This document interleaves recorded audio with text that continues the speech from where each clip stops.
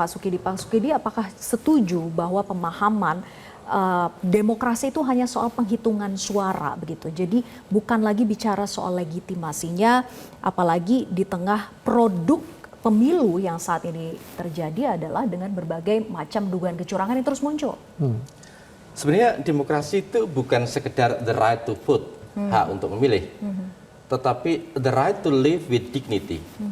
Jadi hak untuk hidup dengan kehormatan, dengan martabat.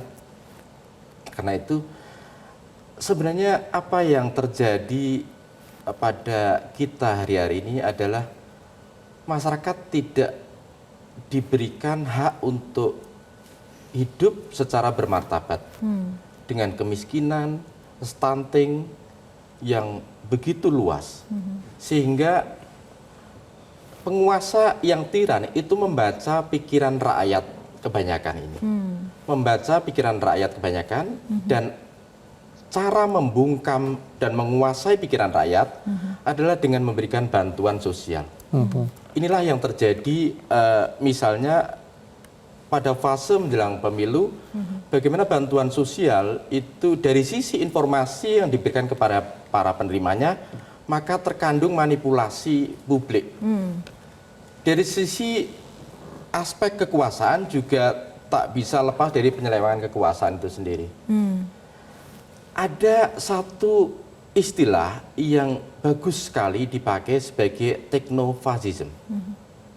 Dulu Hitler naik ke puncak kekuasaan melalui demokrasi dan menguasai pikiran rakyat sehingga rakyat Jerman 86% lebih percaya pada Hitler itu melalui propaganda, melalui film.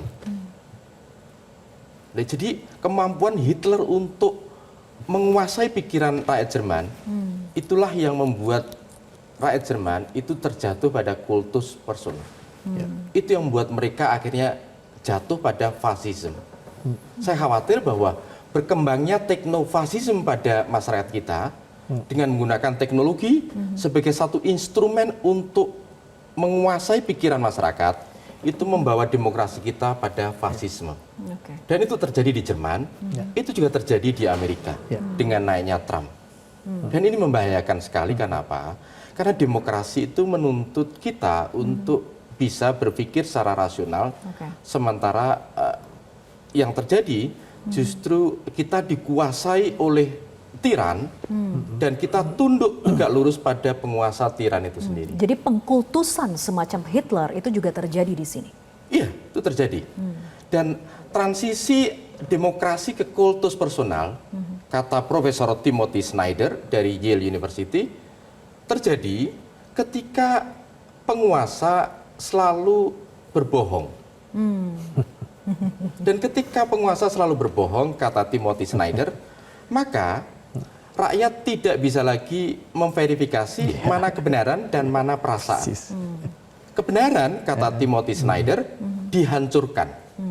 Tapi perasaan dieksploitasi. Karena itu yang terjadi pada pemilu ini adalah bagaimana mempermainkan perasaan rakyat. Jelajahi cara baru mendapatkan informasi. Download Metro TV Extend sekarang.